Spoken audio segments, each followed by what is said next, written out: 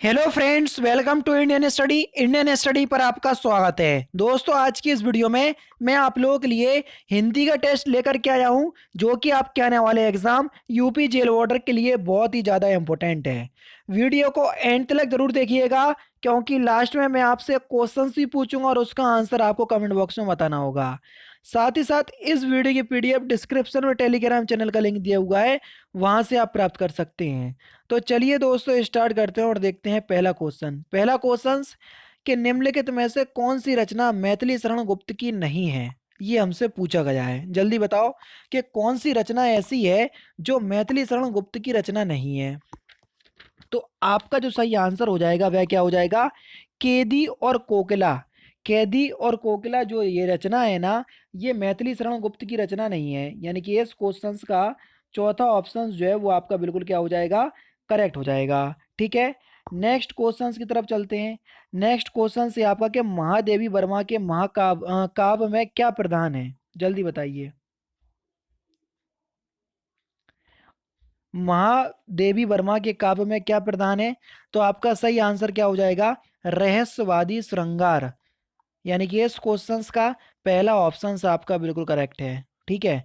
अच्छा, ये और जान लो कि ये जो कैदी और कोकिला है ना, ये माखनलाल चतुर्वेदी की रचना है। ठीक है, मैंने शायद बताया नहीं है। निम्नलिखित में से कौन निराला की रचना से नहीं है? निम्नलिखित में से कौन निराला की रचना से नहीं है? बादल राग, परिवर्तन, सरोज स्मृति या तुलसीदास। तो आपका सही आंसर हो जाएगा परिवर्तन। ये निराला की रचना से नहीं है। दूसरा ऑप्शन बिल्कुल करेक्ट। निम्नलिखित में से कौन सी रचना नागार्जुन की नहीं है? जल्दी बताओ, कौन सी रचना नागार्जुन की नहीं है? तो आपका सही आंसर हो जाएगा आज नदी उदास थी। ये जो रचना है ये नागार्जुन की रचना नहीं है। चौथा ऑप्शन करेक्ट। महाभोज किसकी रचना है? जल्दी बताओ, महाभोज किसकी रचना है? तो आपका जो सही आंसर हो जाएगा वह हो जाएगा मन्नू भंडारी। मन्नू भंडारी की रचना है महाभोज। निम्नलिखित में से कौन सी कृति दिनकर की है? रामधारी सिंह दिनकर। जल्दी बताओ, कौन सी कृति दिनकर की है? तो आपका सही आंसर हो जाएगा परशुराम की प्रतीक्षा। पहला ही ऑप्शन बिल्कुल करेक्ट। नेक्स्ट क्वेश्चन, रमेश गिर पड़ा, इस वाक्य में गिर पड़ा क्या है? जल्दी बताइए। तो इस वाक्य में जो गिर पड़ा जो है वो एक संयुक्त क्रिया है। दूसरा ऑप्शन बिल्कुल करेक्ट। उत्पत्ति से की दृष्टि से कौन सा शब्द का भेद नहीं है? कई बार बता चुका हूं, देखो तत्सम होते, तद्भव होते, देशज होते, तदित, ये कोई शब्द नहीं होते। तो चौथा ऑप्शन बिल्कुल करेक्ट हो जाएगा। निरुपसर्ग से किस शब्द का निर्माण नहीं हुआ? यानी कि जिसमें निरुपसर्ग नहीं है। अब बताओ, निर अपराध में है, निराकरण में है, निर्भय में है, लेकिन निदर्शन में नहीं दिख रहा होगा। इसमें निहि उपसर्ग है, ना कि निरुपसर्ग। तो तीसरा ऑप्शन बिल्कुल करेक्ट। गृहगत में कौन सा समास है? गृहगत में कौन सा समास है? तो देखो, गृह में आगत, इस प्रकार से इसका समास विग्रह होगा। जब भी समास विग्रह करोगे तो वहां पर कारक चिन्ह जरूर मिल जाएंगे, और जब कारक चिन्ह मिल जाए जिस भी समास विग्रह में, तो वहां आंख बंद करके तत्पुरुष समास लगा देना। पहला ऑप्शन करेक्ट। निर्मोह का संधि विच्छेद क्या है? जल्दी बताओ, निर्मोह का संधि विच्छेद क्या है? तो आपका सही आंसर हो जाएगा निहि प्लस मोह। तो यहाँ पर पहला ऑप्शन करेक्ट। और संधि की अगर बात करें तो विसर्ग संधि हो जाएगी। षड्यंत्र का संधि विच्छेद क्या है? इसका हमको बताइए, षड्यंत्र का संधि विच्छेद क्या है? तो आपका सही आंसर हो जाएगा ऑप्शन नंबर ए। पहला ऑप्शन बिल्कुल करेक्ट होगा, सट प्लस यंत्र। पहला ही ऑप्शन बिल्कुल करेक्ट हो जाएगा, और इसमें व्यंजन संधि होगी। चतुर्वेद में कौन सा समास है? अब देखो, अगर पहला पद संख्यावाचक हो तो वहां पर हमेशा कौन सा दिग्गु समास होता? तो यहाँ पर आपका क्या हो जाएगा? जल्दी बताओ, चतुर्वेद में आपका कौन सा समास होगा?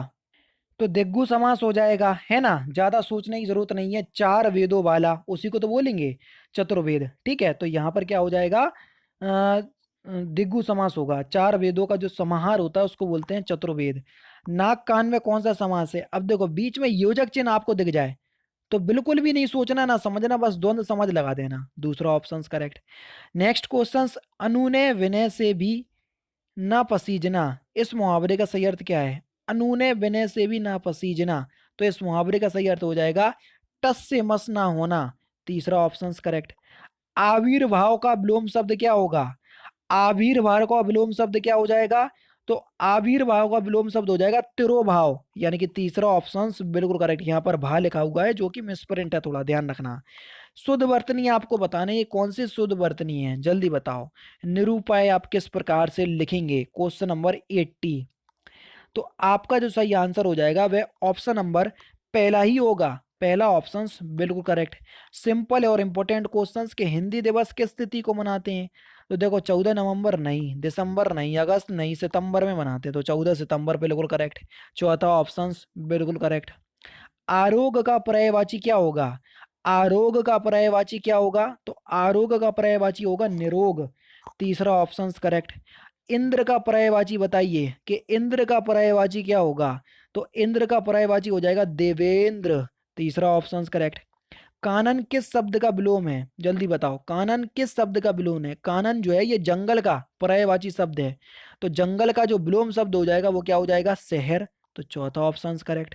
कृतक इनमें से किसका विलोम है, जल्दी बताओ, कृतक इनमें से किसका विलोम शब्द है, तो कृतक का विलोम शब्द क्या हो जाएगा, ऑप्शन नंबर सी कृतघ्न, तीसरा ऑप्शन करेक्ट। निम्नलिखित में से कौन सी रचना धर्मवीर भारती की नहीं है, गुनाहों का देवता, ये तो बहुत प्रख्यात रचना है इनकी। कनुप्रिया भी, अंधा युग भी, नाचो बहुत गोपाल है, ये जो आपकी रचना है ये धर्मवीर भारती की नहीं है, चौथा ऑप्शन करेक्ट। लेखक में प्रत्यय, प्रत्यय किसी भी शब्द के पीछे लगाया जाता है, तो लेखक में कौन सा, अन होने से नहीं रहा, अनिय नहीं है, अक्कड़ नहीं है, तो अक प्रत्यय है लेखक में, तीसरा ऑप्शन करेक्ट। पावक में कौन सा प्रत्यय है, जल्दी बताओ, तो पावक में भी आपका अक प्रत्यय होगा, पहला ऑप्शन करेक्ट। राजर्षि का सही संधि विच्छेद क्या होगा, राजर्षि का सही संधि विच्छेद क्या हो जाएगा, जल्दी बताओ। देखो जब भी राजर्षि का आप संधि विच्छेद करोगे तो राज प्लस ऋषि, यानी कि इस क्वेश्चन का पहला ऑप्शन बिल्कुल करेक्ट होगा। अभ्यर्थी में कौन सी संधि है, जल्दी बताओ, अभ्यर्थी में कौन सी संधि है, इंपॉर्टेंट क्वेश्चंस। तो आपका जो सही आंसर हो जाएगा वह क्या हो जाएगा, अभ्यर्थी में अगर हम संधि की बात करें तो यहाँ पर कौन सी संधि हो जाएगी, यण संधि, पहला ही ऑप्शन से दूसरा ऑप्शन बिल्कुल करेक्ट है। अगर हम इसका संधि विच्छेद की बात करें तो ये हो जाएगा अभी प्लस अर्थी, ये हो जाएगा अभ्यर्थी का संधि विच्छेद। इनमें से कौन सा तद्भव शब्द है, तद्भव जल्दी बताइए, कौन सा तद्भव शब्द है, घर, घर जो शब्द है ये एक तद्भव शब्द है, तीसरा ऑप्शन करेक्ट। व्याकरण दर्पण किसकी रचना है, इंपॉर्टेंट क्वेश्चंस, व्याकरण दर्पण किसकी रचना है, तो ये जो रचना है ये शिव पूजन सहाय की रचना है, पहला ही ऑप्शन यहाँ पर बिल्कुल करेक्ट हो जाएगा।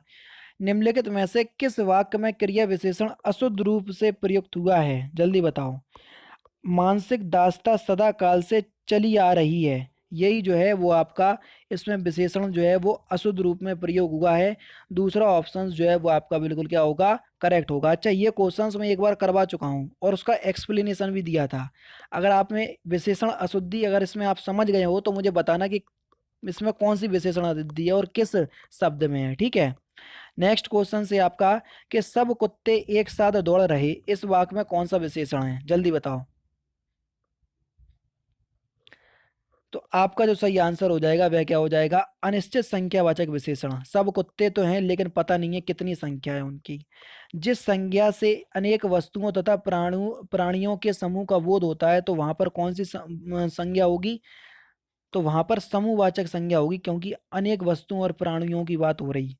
कौन रचना की दृष्टि से शब्द का भेद नहीं है, जल्दी बताओ, कौन रचना की दृष्टि से शब्द का भेद नहीं है, तो आपका जो सही आंसर हो जाएगा वह हो जाएगा विदेशज। जी हाँ दोस्तों, ऋण, योग ऋण और यौगिक ये रचना की दृष्टि से होते हैं, विदेशज नहीं होता। गायक का सही संधि विच्छेद क्या होगा, गायक का सही संधि विच्छेद बताइए, इंपॉर्टेंट है।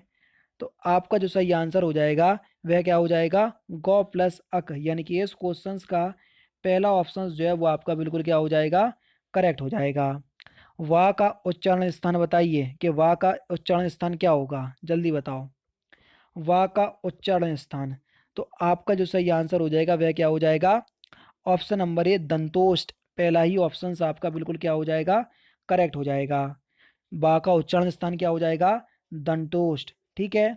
नेक्स्ट क्वेश्चन, अमीर खुसरो की रचना किस बोली में रचित है, जल्दी बताओ। खुसरो की रचना, तो अमीर खुसरो की जो रचना है ये खड़ी बोली में जो है वो रचित है, यानी कि इस क्वेश्चन का तीसरा ऑप्शन बिल्कुल करेक्ट है। नेक्स्ट क्वेश्चन और लास्ट क्वेश्चन, लब्ध प्रतिष्ठ में कौन सा समास है? तो इस क्वेश्चन का आंसर आप मुझे कमेंट बॉक्स में बताना कि लब्ध प्रतिष्ठ में कौन सा समास है।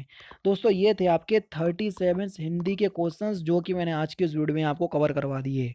वीडियो अगर अच्छी लगी हो तो प्लीज़ दोस्तों वीडियो को लाइक और शेयर जरूर कर दीजिएगा और वीडियो को 500 लाइक तक जरूर पहुंचा दीजिएगा। डिस्क्रिप्शन में अनअकैडमी के कोर्स का लिंक दिया हुआ है, तो आप लोग उस कोर्स में अगर इनरोल करना चाहते हैं तो उस लिंक को यूज़ कर करके रेफरल कोड यूज़ कीजिएगा, तो उससे 10% का डिस्काउंट आपको मिल जाएगा। तो दोस्तों फिलहाल की वीडियो में सिर्फ इतना ही। अगर आपको वीडियो पसंद आए तो प्लीज़ दोस्तों वीडियो को लाइक कीजिए, शेयर कीजिए और साथ ही साथ हमारे चैनल को सब्सक्राइब करना ना भूलें, क्योंकि मैं रोजाना इसी तरह की वीडियोज़ आप लोगों के लिए लाता रहता हूँ। नमस्कार दोस्तों, जय हिंद, जय भारत।